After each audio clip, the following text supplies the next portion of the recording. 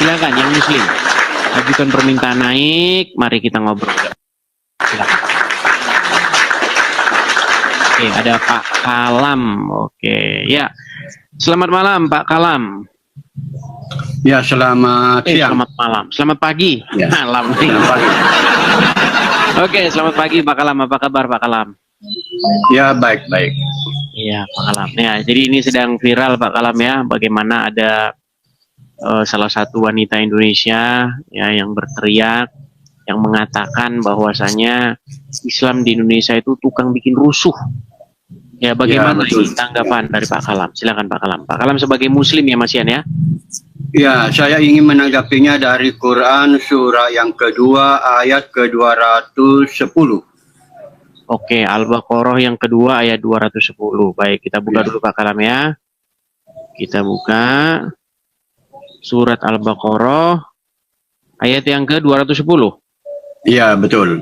Oke, mau saya buka atau dibaca saja dari situ? Ya, rata-rata umat Islam kan tidak, bahkan ulama tidak mau jujur di situ juga. Oke. Atau tidak mau mengamalkan. Oke, kita bukakan ayatnya Pak Kalam ya. Kita bukakan Al-Baqarah ayat yang ke-210. Ya. Oke, kita bacakan ya. Al-Baqarah 210. Saya bacakan Pak Kalam ya. Di sini dikatakan, tiada yang mereka nanti-nantikan melainkan datangnya Allah dan malaikat dalam naungan awan, dan diputuskanlah perkaranya dan hanya kepada Allah dikembalikan segala urusan.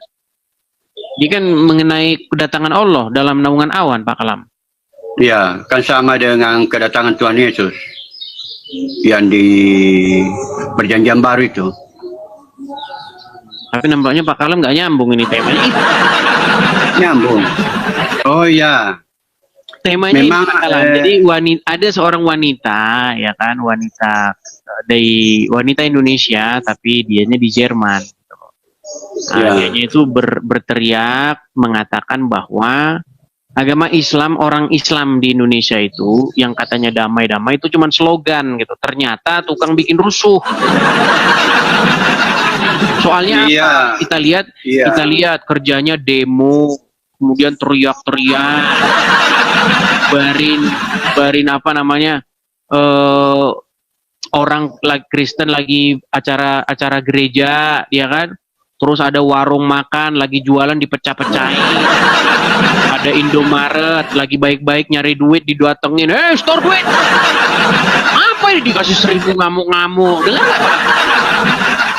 Ya, saya sudah nonton juga videonya itu. Saya sudah nonton videonya, tapi seperti saya katakan tadi, saya lebih suka kalau umat Islam itu memang memahami Al-Quran. Ya, karena rata-rata ulama di Indonesia dan umatnya itu mengikuti pendapat ulama sehingga terjadilah hal-hal yang seperti itu. Saya sudah nonton juga videonya itu. Bahwa ada hanya slogan saja. Faktanya tidak sesuai dengan slogannya. Oke, jadi Pak Kalam setuju dengan itu, dengan apa namanya? Wanita itu. Perempuan itu, Setuju. Setuju. Wah. Ini muslim sendiri loh teman-teman ya. Ini muslim sendiri nih yang mengatakan. Bagaimana ini? Ya, saya setuju. Kan saya sudah nonton juga videonya. Karena faktanya bahwa di Indonesia itu oleh ulama diajarkan bahwa Islam adalah damai, tapi faktanya enggak damai. Nah. Bahkan mulai sejak masuknya Islam. Sejak masuknya Islam itu pada awal-awal kerajaan Islam lawan kerajaan Islam. Nah, itu dia. Ya. Kerajaan Islam lawan kerajaan Islam. Oke. Jadi ini pengakuan dari Pak Kalam sendiri ya, Ibnu Kalam. Pak Kalam, banyak yang menyaksikan Anda ini benar-benar seorang Muslim ini. Ini gimana cara kami yakin bahwa Anda seorang Muslim? Cobalah tes dulu lah, bacaan-bacaan sholat lah. Disangka fitnah lagi ini. Coba silakan. Ya. Coba. Ya memang saya bukan Sunni, saya umat Islam.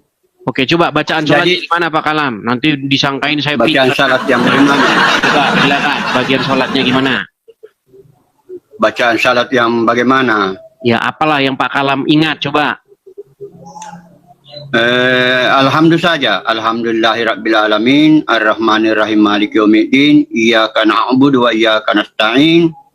Ihdinas siratal mustaqim, siratal ladzina an'amta 'alaihim, ghairil maghdubi 'alaihim waladdallin. Amin. Tuh kan Muslim kan? Ya. Coba surat-surat yang lain, coba Pak Kalam. Alif lam mim zalikal kitabu la raiba fihi hudal lil muttaqin allazina yu'minuna bil ghaibi wa yuqimunas sholata mimma razaqnahum yunfiqun wallazina yu'minuna bima unzila ilaika wa ma unzila min qablika wa bil akhirati hum yuqinun. Apalagi? Coba bacaan sholawat misalnya, apa namanya? At-tahiyat coba. Tahiyatu barakatuh salawatu taibatillah. Assalamualaikum ayyuhan nabi wa rahmatullahi wa barakatuh. Assalamu ala wala ibadillahi salihin. Sah. Apalagi? Muslim ini. Jadi jangan bilang kami mengundang-undang gini.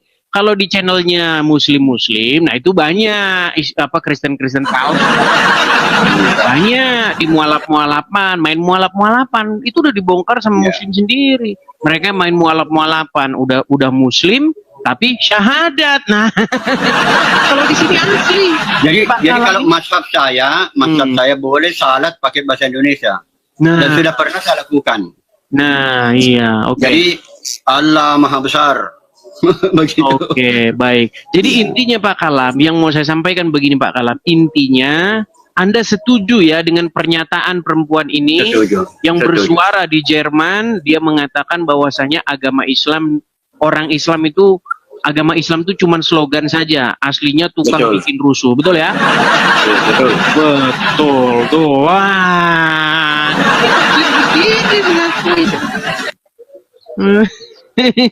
Ya.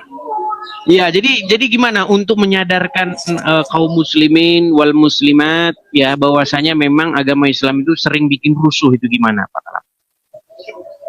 Iya, saya mengarahkan mereka supaya lebih mengutamakan Al-Quran daripada hadis.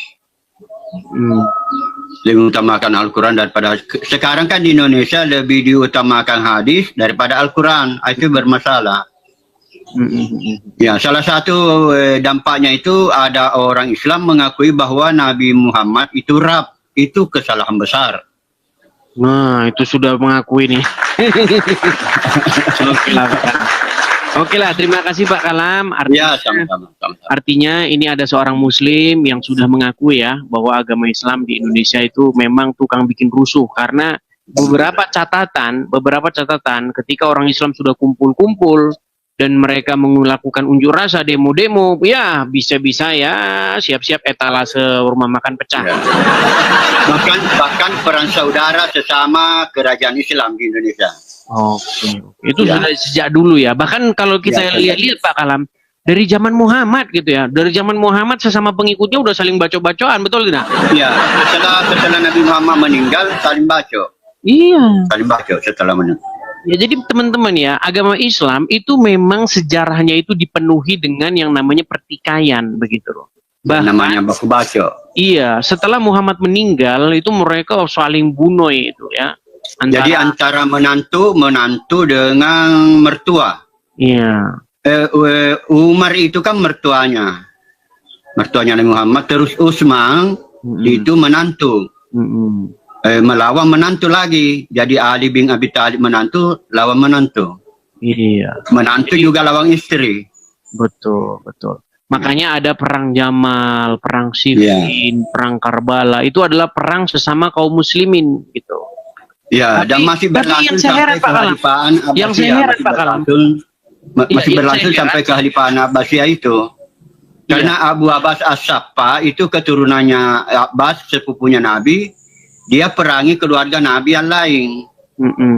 Kalau ada yang mau menggantikan dia. Iya, tapi Pak Kalam, yang menjadi keheranan saya ketika saya tanya apa penyebabnya perang itu, yang disalahin Wahyudi lagi Pak Kalam. Itu katanya adu domba Wahyudi. Heran. Kenapa umat Muslim ini kok senengnya nyalah-nyalahin Wahyudi Pak Kalam? Ya karena bersumber dari hadis kan. Iya, seperti itu. Oke lah. Oke, teman-teman ya. Oke, terima kasih Pak Kalam. Kita berikan kesempatan Muslim yang lain Pak Kalam ya. Oke? Oke, terima kasih Pak Kalam. Terima kasih. Turunkan dulu Pak Kalam ya. Selamat pagi. Oke, kita kasih naik ada Ali Supangat. Oke, kita kasih naik ada Ali Supangat.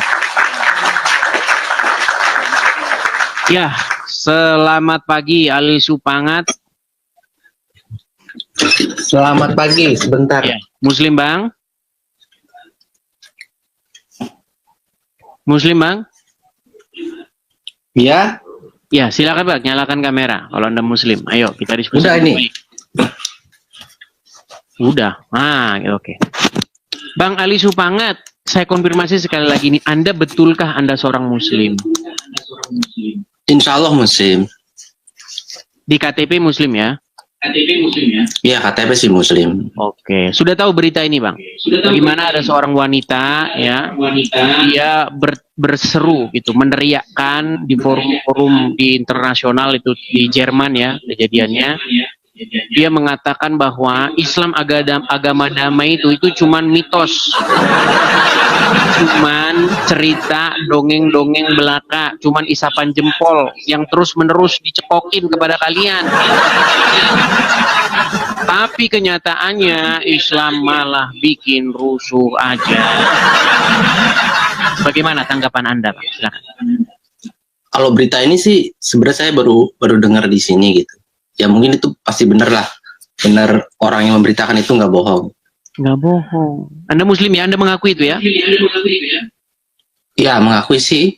Banyak orang Muslim juga sebenarnya yang kurang setuju dengan adanya beberapa kerusuhan yang terjadi di Indonesia kan.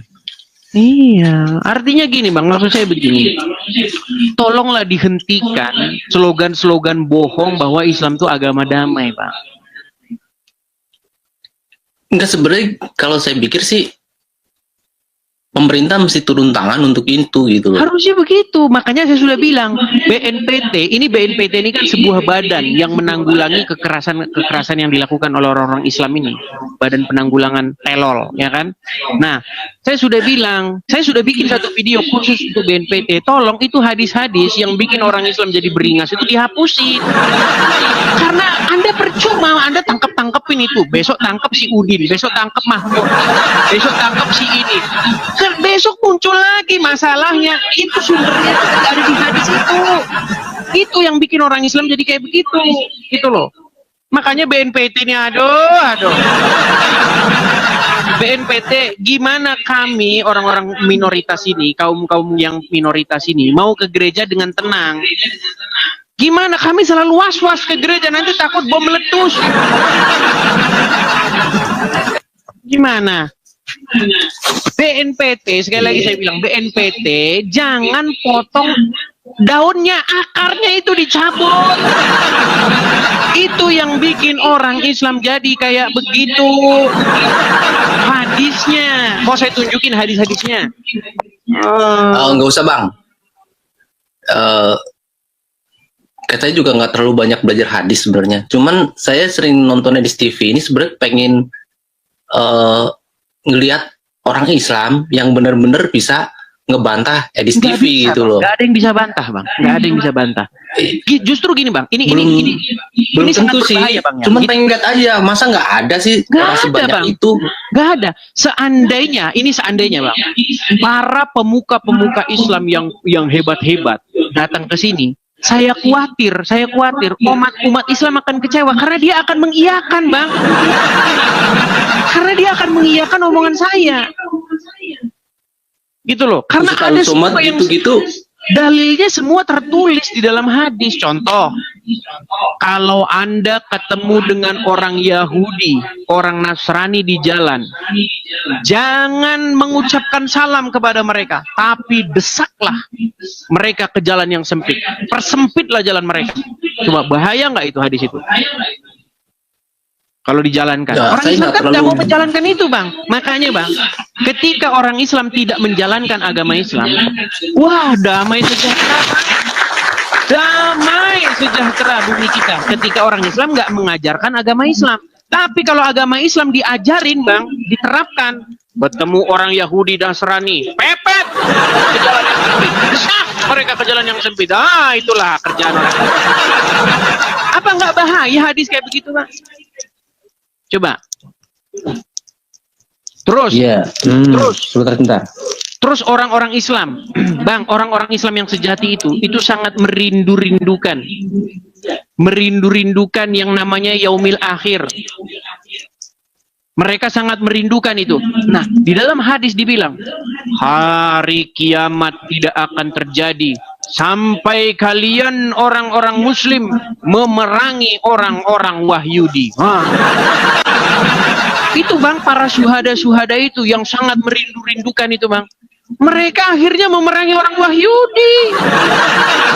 Karena mereka, nih saya tunjukkan nih, Bang, ya. Ini hadis-hadis itu, Bang, isinya sangat-sangat bahaya, Bang. Kalau misalnya kita ini ya, nih, misalnya ya. Nih. Perhatikan ya, Bang, ya. Ya. Saya tampilkan hadisnya di layar. Nih, saya tampilkan ya. Saya balik kamera saya sebentar. Suara agak sedikit menggaung, Bang. Agak menggaung suara. Oh iya. Apa itu, Bang? Udah. Oke, saya tampilkan ya hadisnya ya nih. Saya balik dulu, saya hilangkan dulu ya ini saya, efek saya sebentar. Nih, teman-teman ya, perhatikan nih teman-teman. Nih. Nih, Bang ya. Nih. Artinya hari kiamat belum akan terjadi sampai kaum muslimin memerangi bangsa Wahyudi. Nih, Bang, ini orang-orang muslim yang sangat cinta, ya Allah, kapankah hari kiamat itu datang? Kami sangat rindu, ya Allah. Ini mereka apa yang mereka lakukan? Nih, hari kiamat tidak akan terjadi sampai kaum muslimin memerangi bangsa Wahyudi. Mereka diserang oleh kaum muslimin hingga bersembunyi di balik batu dan pohon. Namun batu maupun tumbuhan itu berkata, wahai kaum muslim, wahai hamba Allah, di belakangku ada Wahyudi. Mari dan bunuhlah dia, kecuali pohon-pohon korkot, sebab pohon korkot adalah pohon orang Wahyudi. Nah, bayangin. Jadi batu, ya kan, pohon ngomong nanti sama orang muslim, kecuali pohon korkot. Nah, karena pohon korkot punyanya orang Wahyudi. Orang-orang syuhada, Bang, syuhada, Bang. Ya, orang-orang yang pengen sangat merindukan, ya kan, kiamat terjadi, ya kan. Mereka ini akhirnya diperangi Wahyudi, Bang. Jadi jangan bilang nggak ada dalilnya, Bang. Ada dalilnya semua. Mau yang lain lagi? Mau yang lain? Bagaimana? Ini yang sangat bahaya. Ini langsung Muhammad sendiri, Bang. Ini, Bang.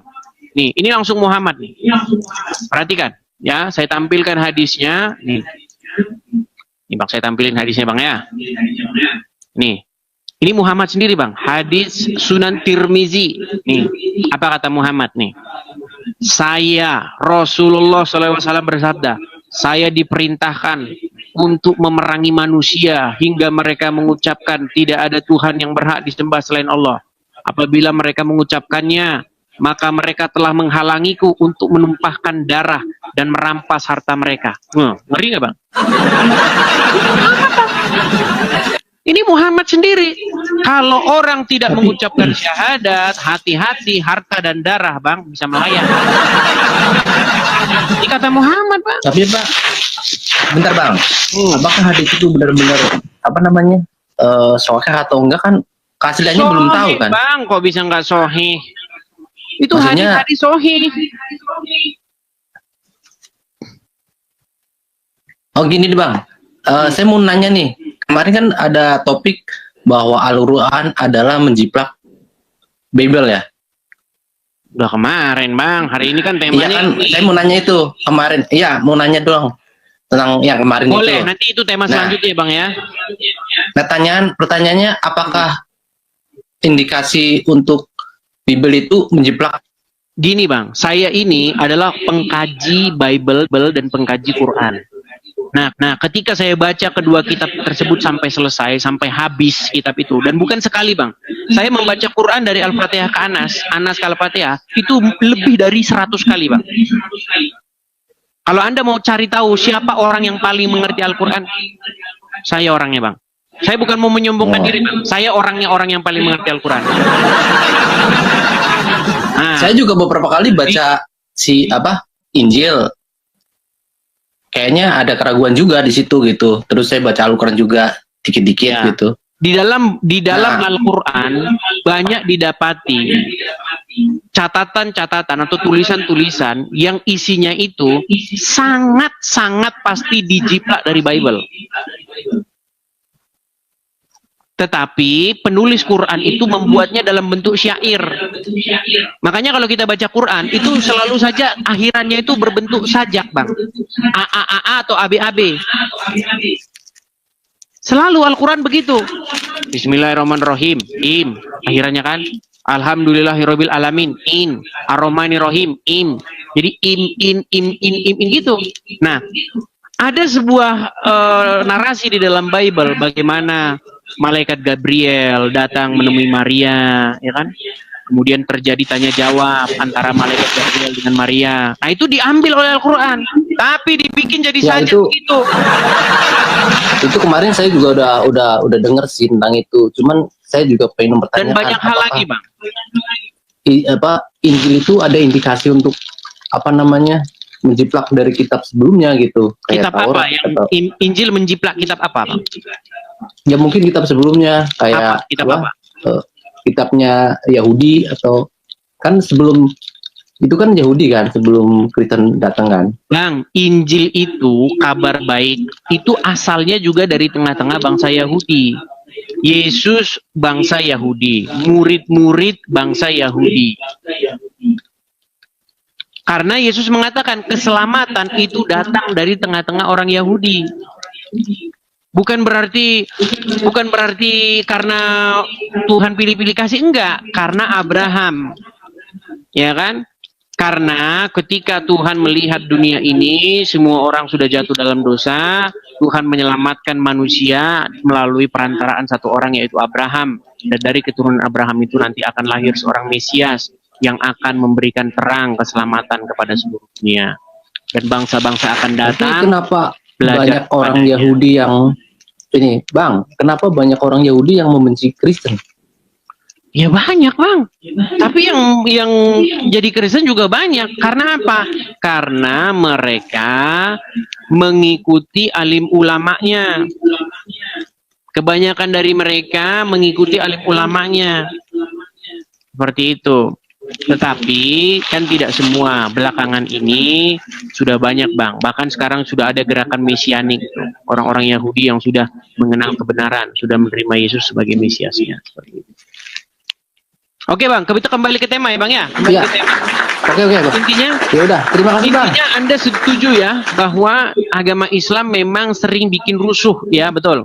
Ya, sementara emang harus diakuin itu, nggak boleh nggak di Indonesia seperti itu. Saya juga sebenarnya gini, satu lagi, memandang ini, saya juga mulai jadi bingung gitu. Sebenarnya fungsi agama di Indonesia ini bagaimana gitu nantinya? Baik, Gitu. ini Bang, Tapi ini itulah mantap. nanti. Mantap. Ini pertanyaan-pertanyaan bagus, Bang. Jadi saya sudah melewati fase-fase ini, Bang. Ya. Jadi saya sudah membaca banyak-banyak buku, ya misalnya sebagai agama, sebagai candu masyarakat, agama sebagai sumber konflik dan lain sebagainya. Di mana ada agama, di situ banyak konflik dan lain sebagainya. Makanya, Bang, Yesus tidak bawa agama, Bang. Yesus tidak membawa agama. Yesus itu membawa jalan kebenaran dan hidup. Apa yang diajarkan Yesus untuk mengasihi sesama manusia? Kasihilah sesama manusia seperti dirimu sendiri. Coba, Bang. Bang, nggak usah lama-lama ya, Bang ya. Ini saya kasih tunjuk aja. Kenapa Anda itu wajib meninggalkan agama Islam? Nih, saya kasih Anda ayat yang bagus ya. Ini ya, Bang ya. Di dalam surat Al-Fat, ya Bang ya. Surat Al-Fat ayat ke-29. Saya tampilkan. Ini satu ayat yang kalau Anda pikirkan secara mendalam, tidak mungkin Anda masih Islam, Bang. Ya, kemana? Malah lari.